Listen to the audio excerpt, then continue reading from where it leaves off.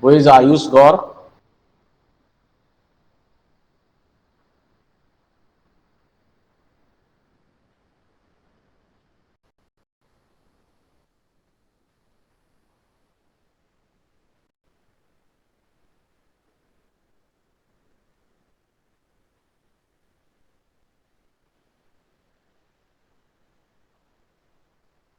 Who is Ayush Gaur? Sir F section का ही। F section का ही है सर। कहाँ है आयुष गौर?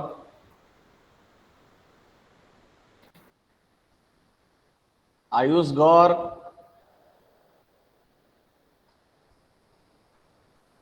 कुछ नहीं बोल रहा है, इसको रिमूव करता हूँ मैं मीटिंग से।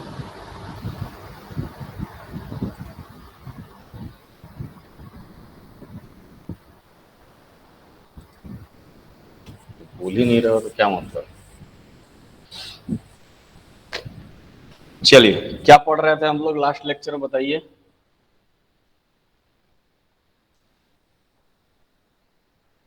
लास्ट टॉपिक क्या हुआ था डिस्कस, बताओ जल्दी से। सर आप शायद एक होमवर्क दिए थे सर, लॉजिक फंक्शन वाला। हाँ, तो उसको बना दिए होंगे आप लोग, है ना? सर पर लेकिन वो 8:1 में सर मतलब बनाएंगे कैसे उसको? बनाएंगे कैसे मतलब? उसके पहले का क्वेश्चन नहीं बनवाया था क्या मैं कुछ? सर बनाए थे लेकिन वहाँ पर क्या 15 प्रॉब्लम तक, उसमें आ रहा है? सर 15 तक दिया है ना इनपुट, तो 8:1 बनाएंगे कैसे सर वहाँ? क्या है? कैसे 8:1 में कितना होता है? अरे इसके पहले क्वेश्चन एक नहीं बनाया था क्या, full adder using 4:1 mux? Kris Chopra. Yes sir बनाए थे वो वाला। हाँ, तो उसमें क्या प्रॉब्लम, उसमें जब वो बन गया तो ये कैसे नहीं बन रहा है? तो थोड़ा डाउट जा रहा है, मतलब अरे समझ क्या नहीं आ रहा है। दौड़ जा रहा है भाई, तुम लोग को एकदम मतलब थोड़ा सा भी अपना दिमाग नहीं लगा सकते हो क्या? चलो बता रहा हूँ मैं, इतना भी नहीं कर पा रहे हो, बताओ। इस टाइप के क्वेश्चन जब बता चुके हैं फिर भी आप लोग को प्रॉब्लम आ रहा है। ये सब जो है ना बेटा, ऑनलाइन का नतीजा है और कुछ नहीं है ना। अभी जब बताऊंगा ना उसके बाद समझ में आएगा, अरे ऐसे करना था क्या।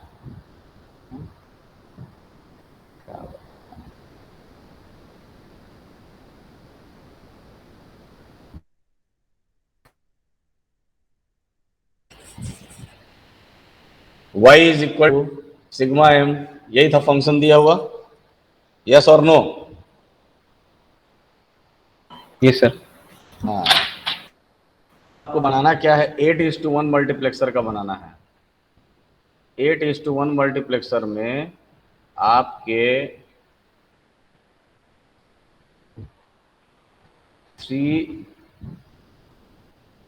क्या रहेंगे, सेलेक्ट लाइन रहेंगे। 3 सेलेक्ट लाइन के थ्रू हम लोग 3 इनपुट्स प्रोवाइड कर सकते हैं। कौन कौन सा, मतलब वेरिएबल ए बी सी। ठीक, अपने पास जो फंक्शन दिया हुआ 15 तक दिया हुआ, यानी कि अपने को कितना वेरिएबल चाहिए, कितना वेरिएबल चाहिए बताइए जल्दी से।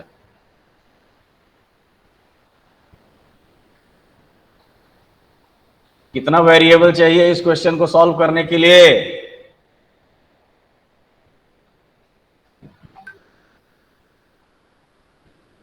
Sir 8 variable. 8 वेरिएबल चाहिए। कहां से सिखाया गया है तुमको कि 8? 4 चाहिए। 8 वेरिएबल कहां से आ जाएगा?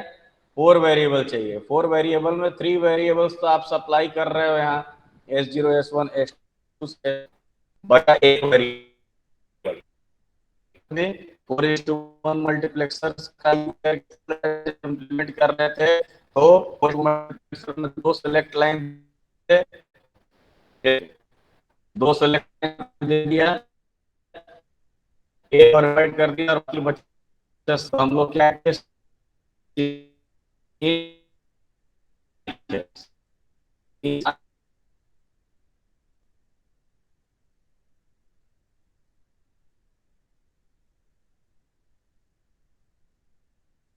से I7 तक जाए।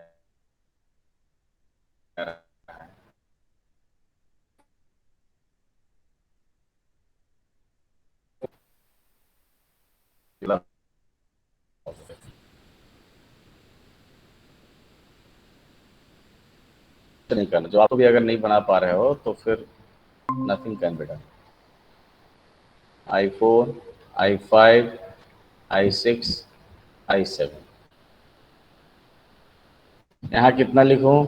D डैश और D क्या लिखते हैं इसमें? 0 1 2 3 4 5 6 7 8 9 10 11 12 13 14 and 15।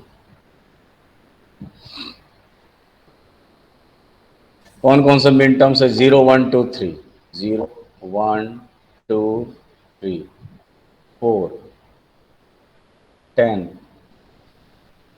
11 14 15।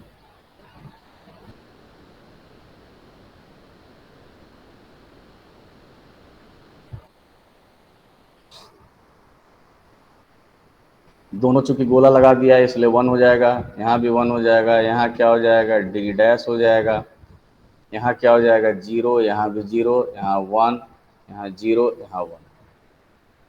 इतना ही तो है, और कुछ तो करना नहीं है। अब देखिए 1 कहाँ कहाँ से कनेक्ट हो जाएगा? 1 कनेक्ट हो जाएगा आपका I0 1 और 5 और 7 से। I0 1 और 5,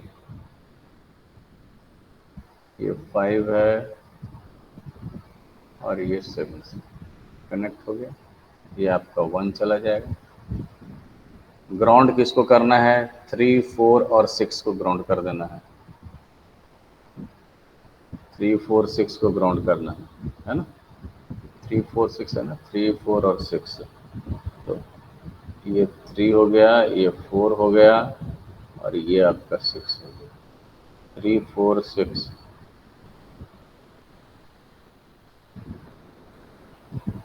3 4 6 को हमने क्या कर दिया? ग्राउंड कर दिया।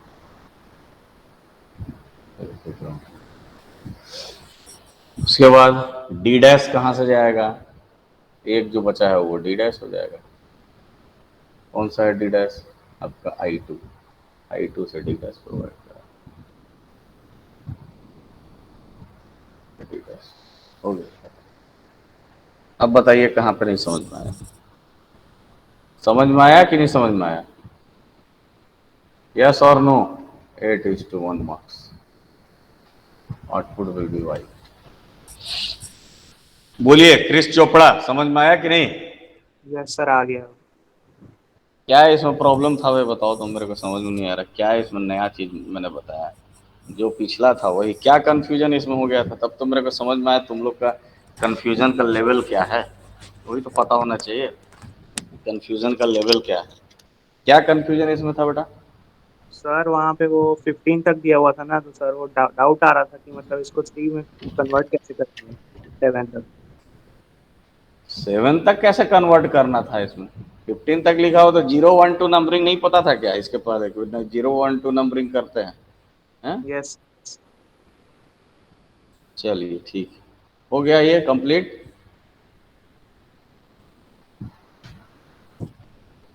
हो गया कंप्लीट कि और लिखना बाकी है किसी को? हो गया सर।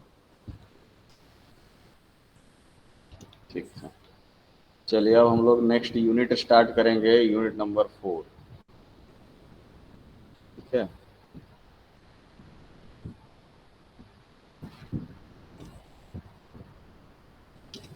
यूनिट नंबर 4 स्टार्ट करते हैं।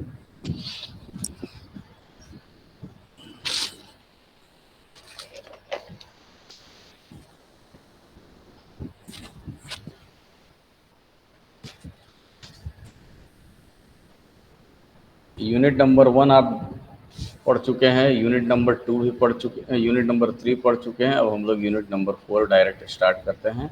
उसके बाद जो है यूनिट नंबर 2 पढ़ने जा रहा है, unit 4। The unit 4 is basically about the sequential circuit. Okay,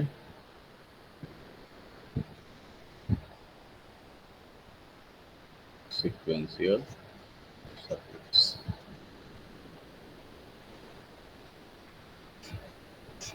ठीक है, हमने पहले भी डिस्कस किया था कि सर्किट्स जो हैं बेसिकली दो टाइप के होते हैं।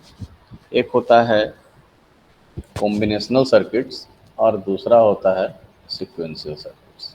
ठीक है, first one is combinational circuits and second one is sequential circuits.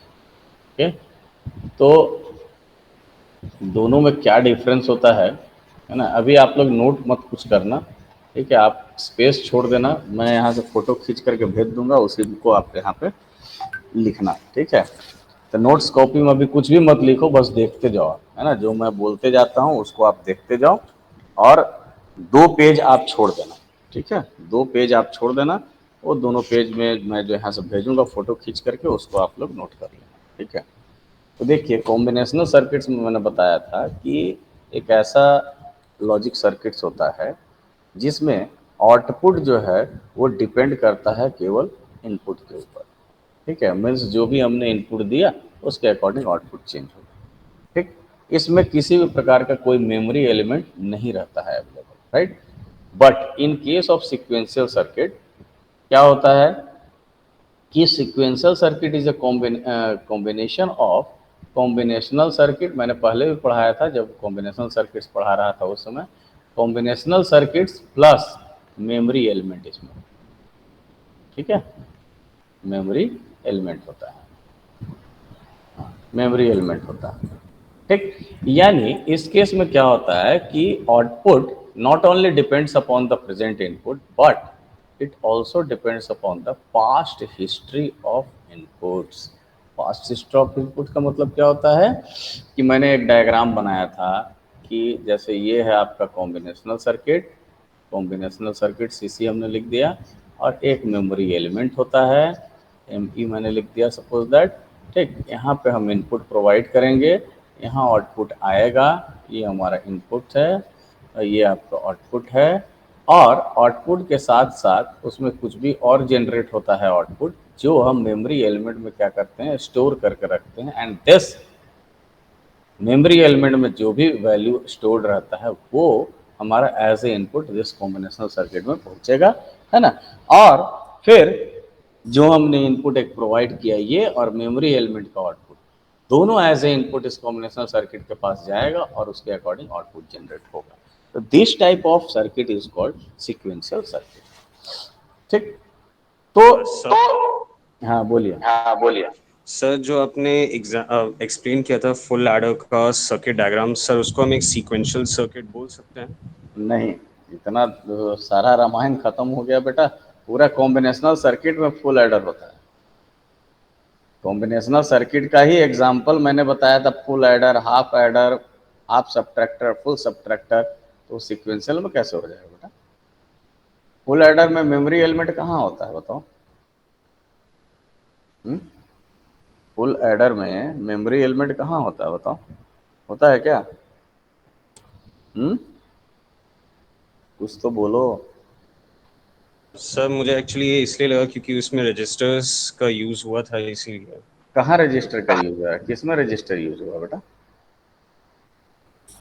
किस फुल एडर में कहाँ से रजिस्टर आपका यूज हो गया? फुल एडर में कोई रजिस्टर नहीं यूज होता है, समझ में आ रहा है? फुल एडर तो सिंपली केवल लॉजिक गेट्स से बनते हैं ना, उसमें कहाँ मेमोरी एलिमेंट्स या रजिस्टर्स यूज हुआ, कोई यूज नहीं हुआ। ठीक है, चलिए, तो एक तो डिफरेंस ये हो गया कॉम्बिनेशनल सीक्वेंसर, है ना। दूसरा डिफरेंस ये है कि हमारा कॉम्बिनेशनल सर्किट जो होता है वो ईजियर टू डिजाइन होता है। क्या होता है? Easier to design. ठीक, क्योंकि इसमें मेमोरी एलिमेंट्स वगैरह नहीं रहते हैं, इसलिए ईजियर टू डिजाइन होता है। लेकिन कंपैरेटिवली ये सीक्वेंशियल सर्किट जो होता है वो क्या होता है? हार्डर टू डिजाइन, है ना, हार्ड होता है डिजाइन करना। ठीक, लेकिन इसमें हार्डवेयर कम से कम जरूरत पड़ता है, इसमें सीक्वेंशियल सर्किट में रिक्वायर्स लेस हार्डवेयर। अब स्पीड की मामला में बात करें तो फास्ट स्पीड होता है इसका, ठीक है, इसका स्पीड फास्ट होता है, इसका स्लो स्पीड होता है। ठीक, क्योंकि इसमें होता क्या है, मेमोरी एलिमेंट भी होता है। मेमोरी एलिमेंट जहाँ पे आ गया तो वहाँ पे क्या है कि क्लॉक पल्स का भी जनरेशन हो जाता है। मीन्स क्लॉक पल्स जब जनरेट होगा तो कोई इवेंट जनरेट होगा, इस कारण से जो है सो ये क्या हो जाता है? स्लो हो जाता है। लेकिन इसमें ऐसा कुछ क्लॉक पल्स का कुछ कॉन्सेप्ट नहीं रहता है, इसलिए इजली मतलब ये स्पीड इसका फास्ट होता है। ठीक, इसमें फ्लेक्सिबिलिटी जो है वो लेस होता है, less flexibility, less flexibility. Okay, क्योंकि इसमें आउटपुट क्या है? सिंपली प्रेजेंट इनपुट पर डिपेंड करता है। लेकिन इस केस में क्या होता है? फ्लेक्सिबिलिटी जो है वो ज़्यादा रहता है, डिजाइनर के पास मोर फ्लेक्सिबिलिटी होता है। ठीक है, मोर फ्लेक्सिबिलिटी, डिजाइनर को ज़्यादा फ्लेक्सिबिलिटी मिलता है। क्यों ऐसा होता है? क्योंकि इसमें क्या है, आउटपुट केवल प्रेजेंट इनपुट पे डिपेंड नहीं करता, बल्कि पास्ट हिस्ट्री ऑफ इनपुट पे भी डिपेंड करता है, इसलिए इसके पास फ्लेक्सिबिलिटी ज़्यादा रहता है। ठीक, इसका एग्जांपल आपका है पैरेलल एडर। पैरेलल एडर छोड़ो, जितने भी कॉम्बिनेशनल सर्किट्स हमने लास्ट चैप्टर में पढ़ा है, लास्ट यूनिट में, वो सारे एग्जांपल है इसका कॉम्बिनेशनल सर्किट का। और सीरियल एडर जो होता है, जो लास्ट यूनिट में ही हमने पढ़ा था, उसमें मैंने आपको बताया भी था कि ये एक्चुअल में सीक्वेंशियल का पार्ट है, नॉट कॉम्बिनेशनल का पार्ट है। इसलिए भले ही हम कॉम्बिनेशनल वाले यूनिट को पढ़ रहे हैं, लेकिन ये सीक्वेंशियल का पार्ट है। तो सीरियल एडर जो है एग्जांपल किसका है? आपका सीक्वेंशियल सर्किट। ठीक है, उसके अलावा और एक पॉइंट है कि behaviour is defined by set of output function. इसमें क्या है, उसके बिहेवियर जो है कॉम्बिनेशनल सर्किट का केवल सेट ऑफ आउटपुट फंक्शन पर डिपेंड करता है। लेकिन इसमें क्या होता है, नेक्स्ट स्टेट फंक्शन पे भी डिपेंड करता है। नेक्स्ट स्टेट का मतलब क्या हुआ? सबसे बड़ी बात यह है, मैंने बोला next state function. Next state का मतलब ही क्या होता है वो जानिए। देखिए, फ्लिप फ्लॉप जो होता है ना, फ्लिप फ्लॉप जो होता है एक सीक्वेंशियल सर्किट्स होता है, जिसमें दो तरह का स्टेट होता है उसका, आइदर 0 या 1। अगर 0 है तो 0 का मतलब होता है रीसेट, और अगर 1 है तो उसको बोलते हैं हम लोग सेट स्टेट। मीन्स कहने का मतलब कुछ नहीं है कि नेक्स्ट स्टेट या प्रेजेंट स्टेट, दो तरह का स्टेट होता है इसमें भी। तो स्टेट का मतलब है कि उसका आउटपुट क्या शो कर रहा है। ठीक है, आउटपुट का वैल्यू 0 है या 1 है ना, दो ही वैल्यू हो सकता है, इधर 0 या 1। तो आउटपुट का वैल्यू है क्या, 0 या 1, है ना, उसी को हम लोग क्या बोलते हैं? स्टेट बोलते हैं। अगर 0 है तो उसको रीसेट स्टेट बोलते हैं, अगर 1 है तो उसको सेट स्टेट बोलते हैं। अब बात आती है नेक्स्ट स्टेट का मतलब क्या होता है। एक होता है प्रेजेंट स्टेट और दूसरा होता है नेक्स्ट स्टेट। तो प्रेजेंट स्टेट का मतलब होता है कि before the application of inputs, whatever be the state of the flip flop, that is called present state। ध्यान दीजिए, मैं फिर से रिपीट कर रहा हूं, before the application of input, whatever be the state of the flip flop or circuit, that state is called present state। And after the application of the inputs, whatever be the state of the circuit or flip flop, that state is called next state। यानी present state का मतलब होता है कि अभी क्या state है उसका, अभी हमने इनपुट नहीं दिया है उसको, ठीक है, अभी इनपुट हमने नहीं दिया है, तो अभी उस सर्किट का स्टेट क्या है, दो में से एक ही होगा, आइदर रीसेट होगा या सेट होगा। तो this state is called present state before the application of input, but after the application of input state change हो सकता है या सेम स्टेट रह सकता है। तो after the application of input what ever be the state of the circuit, that state is called next state, ठीक है। तो यहां सिक्वेंशियल सर्किट में क्या है, नेक्स्ट स्टेट पे भी डिपेंड करता है।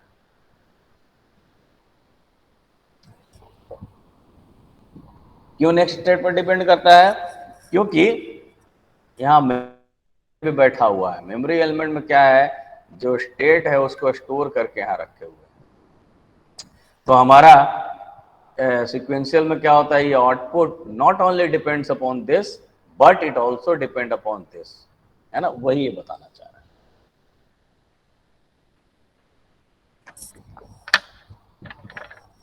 I hope it is clear to all.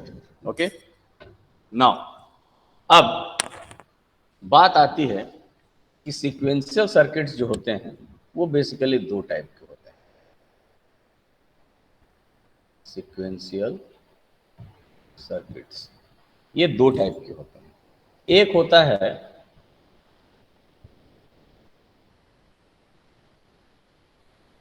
Synchronous,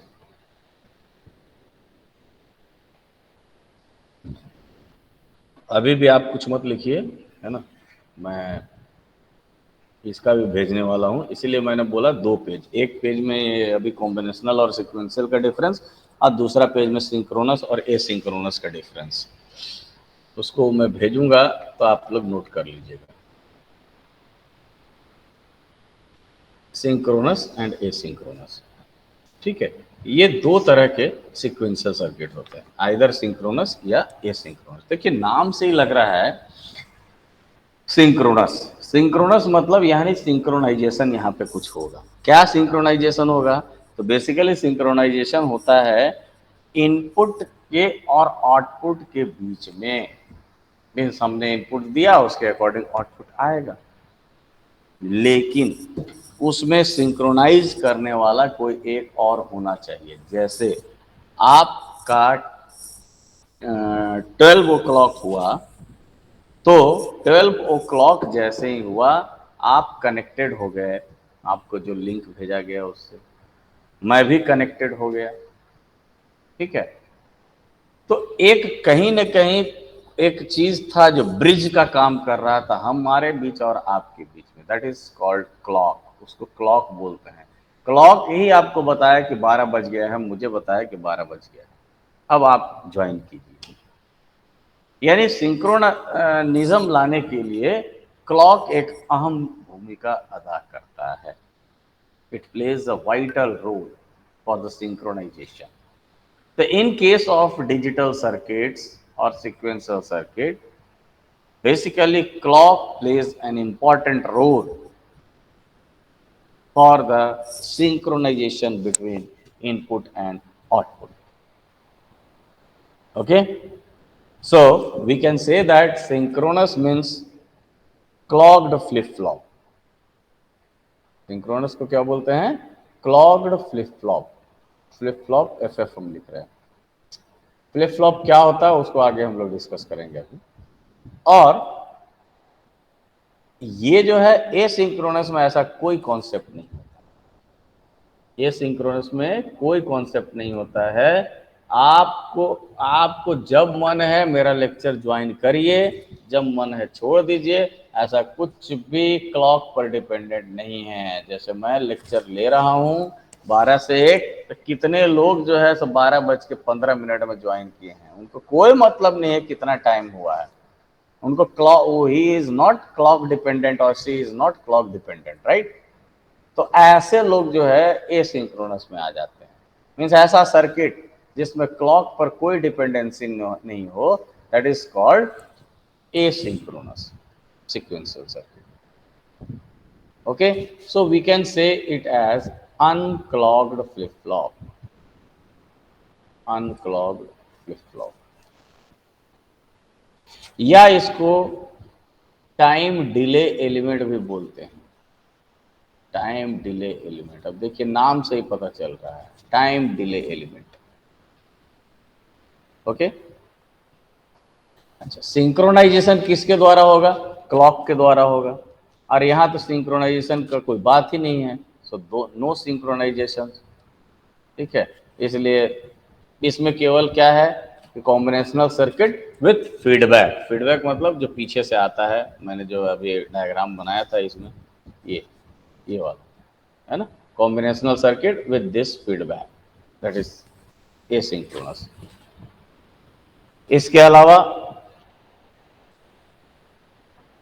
यहां पे क्या हो रहा है, एक चीज, चूंकि क्लॉक पे डिपेंडेंसी है, क्लॉक की डिपेंडेंसी होता है, तो उस चक्कर में होता क्या है कि क्लॉक पल्स जब तक कि जनरेट नहीं होता है तब तक कोई इवेंट क्रिएट नहीं होता है, लेकिन इसमें कुछ क्लॉक पल्स का कुछ झंझट ही नहीं है। ठीक है, तो इस चक्कर में यहाँ इवेंट क्रिएट करने में टाइम कम लगता है, इसलिए ये क्या हो जाता है, फास्टर होता है, और ये क्या होता है, स्लोअर होता है। ठीक है, so these are the differences between synchronous and asynchronous. ये इजियर टू डिजाइन होता है, इजियर टू डिजाइन, इसको डिजाइन करना आसान है, लेकिन ये क्या होता है, ये डिफिकल्ट डिजाइन होता है, difficult to design. So these are the differences between synchronous and asynchronous sequential circuits. Okay, now we will discuss about flip flop. What is flip flop? है ना, ये 2 पेज आप लोग छोड़ दीजिएगा, इसके बाद का जो है अभी आप नोट कर सकते हैं। फ्लिप फ्लॉप क्या होता है, फ्लिप फ्लॉप उसको देखते हैं, है ना।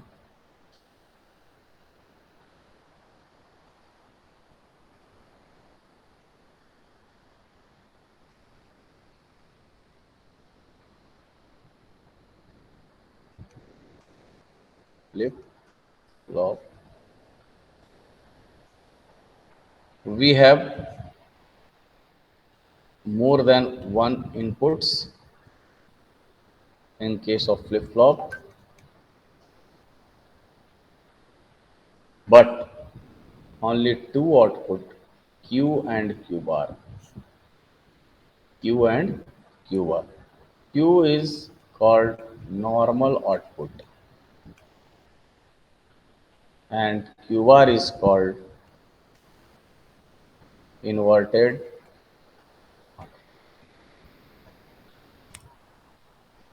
तो फ्लिप फ्लॉप एक ऐसा सीक्वेंशियल सर्किट होते हैं जिसमें मोर देन वन इनपुट्स होते हैं, बट आउटपुट केवल 2 होता है। एक Q होता है, Q का मतलब होता है नॉर्मल आउटपुट, दूसरा Q बार होता है जिसको हम लोग इन्वर्टेड आउटपुट भी बोल सकते हैं। अब इसमें होता क्या है वो देखिए, if Q equal to 0 then flip flop is said to be in, 1 minute ना, थोड़ा सा होल्ड करिए। हेलो,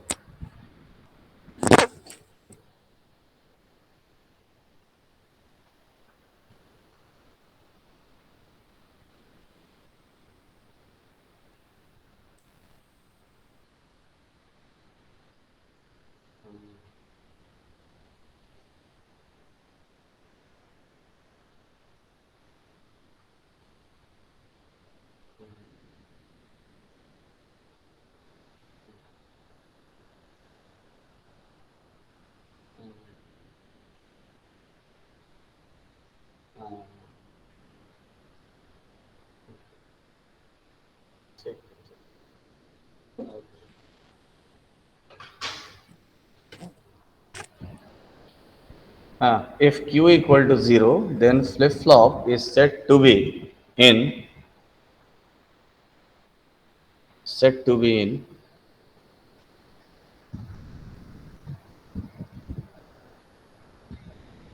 रीसेट स्टेट या क्लियर स्टेट या लॉजिक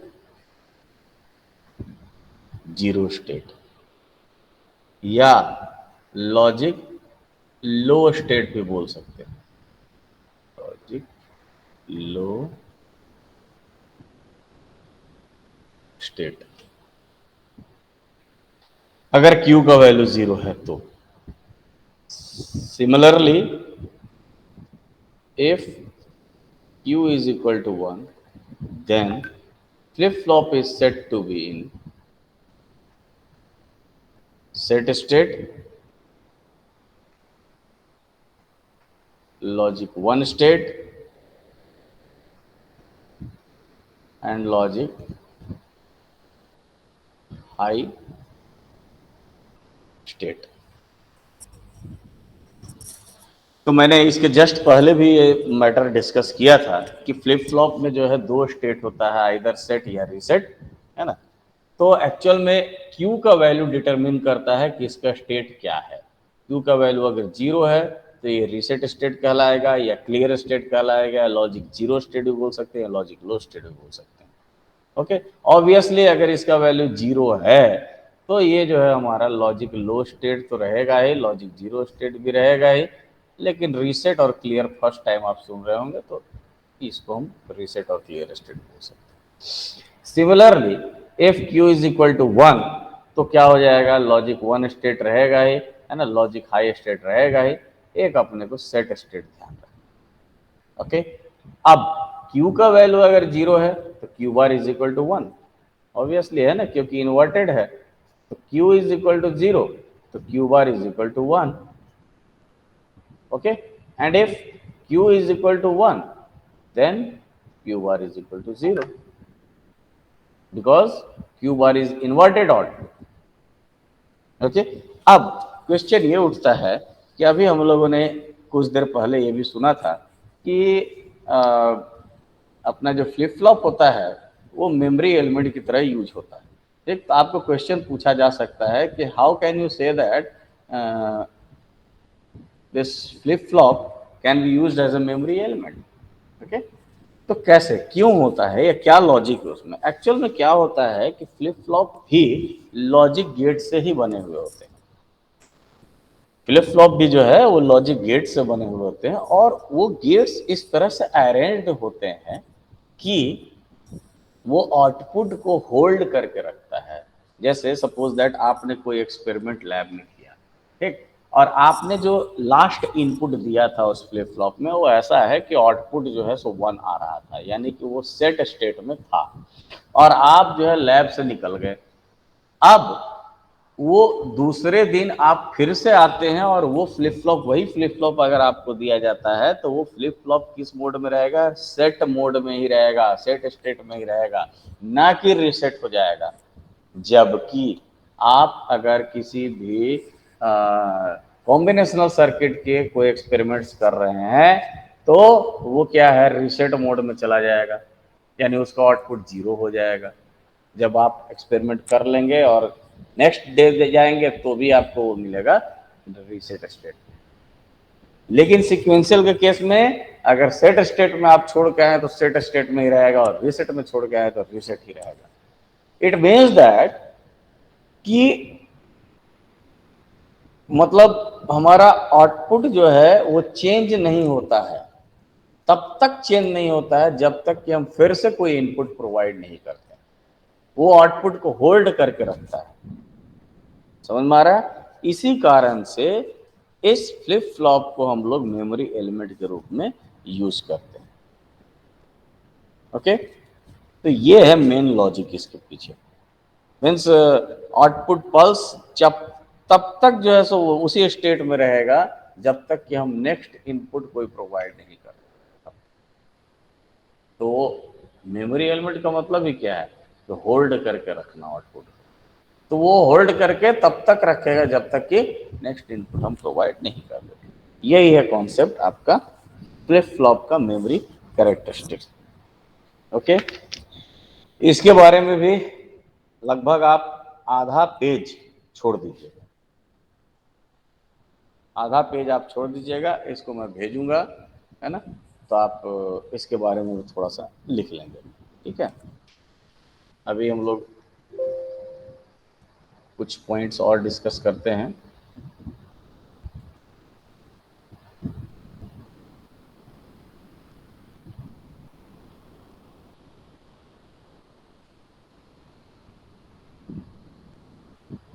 यहाँ तक किसी को डाउट है, कुछ पूछना है तो पूछिए। किसी को कुछ भी डाउट है, पूछना है तो पूछ सकते हैं।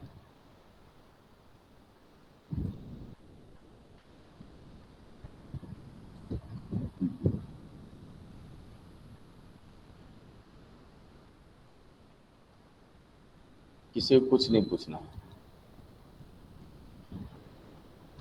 आप लोग को डाउट होता ही नहीं है या फिर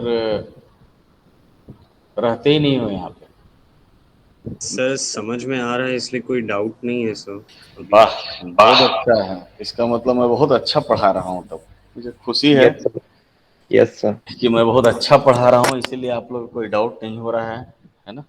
चलिए सर ठीक है। अभी इजी चल रहा है ना। क्या चल रहा है? सर अभी आप इजी वाला पढ़ा रहे हैं ना, जब आगे जाएंगे तो डाउट आएगा। ऐसा क्या? ये तुम कैसे डिसाइड कर दिए कि अभी इजी चल रहा है? सर क्योंकि स्टार्ट हुआ है लेक्चर, अभी न्यू यूनिट। अच्छा ऐसा क्या? अच्छा, न्यू यूनिट स्टार्ट हुआ है इसलिए बोल रहे हो, ओके। मेरे को यस सर। लगा कि तुम ये भी जानते हो क्या कि मतलब कौन सा चैप्टर इजी है, कौन सा चैप्टर हार्ड है। नहीं सर, इंट्रोडक्शन तो इजी रहेगा ना किसी भी चैप्टर का। अच्छा ऐसा क्या? ओके, चलिए ठीक है, बहुत अच्छी बात है। Next is latch. लैच क्या होता है उसको जानिए। बेसिकली लैच जो है वो कुछ सर्टेन फ्लिप फ्लॉप के लिए इसको यूज करते हैं, इस टर्म को। इस term is use for certain flip flop. वो कौन सा फ्लिप फ्लॉप होता है? Non clogged flip flop, means ऐसा फ्लिप फ्लॉप जिसमें क्लॉक पल्स नहीं जनरेट किया जाता है, उसमें क्लॉक पल्स पर डिपेंडेंसी नहीं रहती है। Non clogged flip flop is called latch. Okay, तो लैच बेसिकली 1 या 0 होगा जैसे ही हम इनपुट पल्स जनरेट करते हैं, ठीक है। तो लैच बेसिकली यही है ना। लिख लीजिए इसमें, the term latch is used for, the term latch is used for certain flip flop.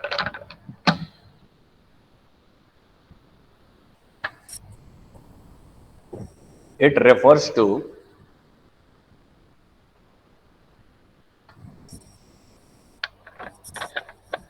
refers to non-clogged flip-flop, non-clogged flip-flop, full stop. The latch on to the latch on to 1 or 0,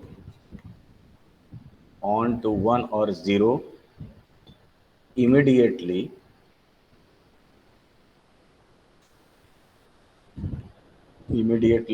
upon receiving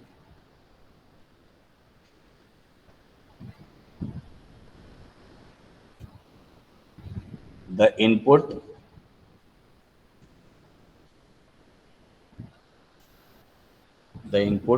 pulse set,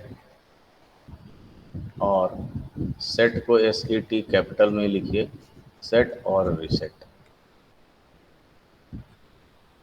लिख लिए इसको? अच्छा, मेरे को एक चीज पूछना था आप लोग से, अभी याद आया अचानक। 49 लोग प्रेजेंट है इसमें, है ना। अब मुझे एक एक करके बताइए कि आप लोग में से कितने लोग ऐसे हैं जो आ, अपना जो बिट साइन है उसका जो फॉर्म भेजा गया है उसमें एनरोल नहीं किए, बताइए।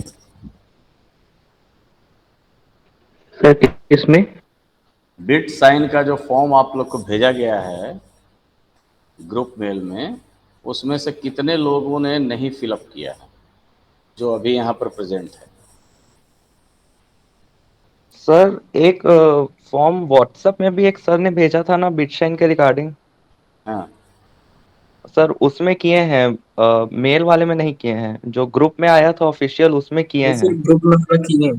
हाँ, ग्रुप वाले में किए हैं। हाँ, तो ग्रुप वाले में किसने किसने नहीं किया है? उसमें क्या किए हो, मतलब उसमें फॉर्म फिलअप करके और क्या किए हो? सर कुछ उसमें अपने पीडीएफ पे अपलोड नाम करना लिखना था, था। पीडीएफ अपलोड करना था, yes sir. PDF sir upload अपने करना था। प्रोजेक्ट के बारे में एक दो लाइन लिखना था और सॉफ्टवेयर है हाँ या ठीक है, हार्डवेयर है। हाँ ठीक है, ठीक है, वो कर दिए हो सब लोग। कौन कौन नहीं किया है ये बताइए आप लोग में से। मैं नाम बोलते जा रहा हूँ। Aditya Thakur, sir sir team के हर मेंबर को करना है। टीम के हर मेंबर को करना है, हाँ कर दीजिए सब लोग। उसके बाद यहाँ फिल्टर करते रहेंगे। मतलब मतलब जो एक बार भर लिए हैं पूरी टीम के साथ, उसके बाद भी वो बाकी जो टीम मेंबर्स हैं उनको भी भरना है सेम। सर वो उस दिन दिनेश सर बोल दिए थे कि खाली ग्रुप लीडर को ही। दिनेश सर तो ऑफलाइन क्लास में बोले थे ऐसा, तो तुमको कैसे पता है? नहीं सर मैं ऑफलाइन।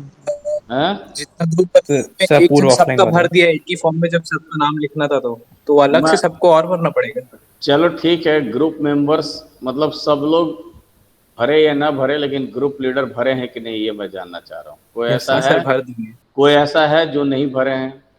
सबका हो गया है? Yes sir. हाँ, मैं चेक करूंगा, अगर एक भी बच्चा छूटा हुआ रहेगा तो सर वो छूटा। हाँ बोलिए। सर मैंने नहीं भरा है सर। Aditi, yes sir. क्यों क्यों नहीं भरे हैं ये बताइए। सर ग्रुप ही नहीं बन पाया, और एक्चुअली सर जब ये अनाउंस हुआ था तब मैं यहाँ पर थी भी नहीं, मतलब और जब पता चला तो मतलब नहीं बन पाया सर ग्रुप फिर। तो सर ठीक आई है ना, ग्रुप ग्रुप नहीं बन पाया तो खुद बना दो, अकेले बना दो, क्या दिक्कत? कोई भी सर एक फिर प्रोजेक्ट, छोटा सा प्रोजेक्ट बना दो। सर फिर वो फॉर्म का मतलब डेट ही आउट हो गया, तो फॉर्म वापस कैसे फिल हो पाएगा? अभी भी फिलअप हो जाएगा। ठीक है अभी सर। भी हाँ, अभी फिलअप हो जाएगा, भर दीजिए उसको। और कोई ऐसा है जो नहीं भरे हैं? यस सर, हम लोग के भी ग्रुप वाले नहीं भरे हैं। हाँ तो भरिए उसको, कंप्लीट जी कीजिए। सर, आज भर देंगे। हाँ बिल्कुल, सबको भरना जरूरी है, पहली बात। अब सुनिए, आप लोग को जो मैंने लिंक भेजा है यूट्यूब का, ठीक है, जो टिंकर कैड का, ठीक है, कैसे उस पर वर्क करते हैं, वो सब लोग उसको विजिट किए हैं? सब लोग विजिट किए हैं? Yes sir. इसमें से बहुत सारे लोग ऐसे हैं यहाँ पर ऑनलाइन में जो नहीं विजिट किए हैं, उसको विजिट करो। आप लोग उस चीज़ के इम्पोर्टेंस को समझो, वो क्या है एक्चुअल, है ना। उसके साथ साथ जो जो एक्सपेरिमेंट्स यहाँ करवाए जा रहे हैं, उन सारे एक्सपेरिमेंट्स को आप सिमुलेशन सॉफ्टवेयर का यूज करके, दैट इज टिंकर कैड का यूज करके घर बैठे आप कर सकते हो एक्सपेरिमेंट। इससे ज़्यादा सुविधा और क्या दिया जा सकता है आपको? आपको लैब का स्लॉट नहीं दिया गया है, लेकिन आप चाहें तो उसी लैब को घर में, घर बैठे बैठे उसी 3 से 5 वाले स्लॉट में बैठ करके आप करिए, कोई दिक्कत नहीं है। मैं एक एक करके आपको वीडियो शेयर करते जाऊंगा, ठीक है। पहले आप पहला जो अभी मैंने भेजा है, हाउ टू वर्क इन टिंकरकैड, उस वीडियो को ये देखिए और देख करके खुद इम्प्लीमेंट करके देखिए पहले, उसके बाद ही तो आगे का वीडियो मैं शेयर करूंगा। तो पहले उसको सब लोग करिए। मैं आप लोग को कोऑपरेट करने के लिए जो हमारा मैनेजमेंट बोला है उससे हट के मैं आपको कर रहा हूँ। हमारा मैनेजमेंट लैब करवाने के लिए नहीं बोला है अभी आप लोग का, ठीक है। बाद का पता नहीं क्या होगा, लेकिन फिर भी मैं आप लोग को क्या करवा रहा हूँ कि मैं चाहता हूँ कि आप उस चीज़ को सीखो एटलीस्ट, है ना, तब तो आप प्रोजेक्ट भी बना पाओगे। तो आप टिंकर कैड का जो मैंने भेजा है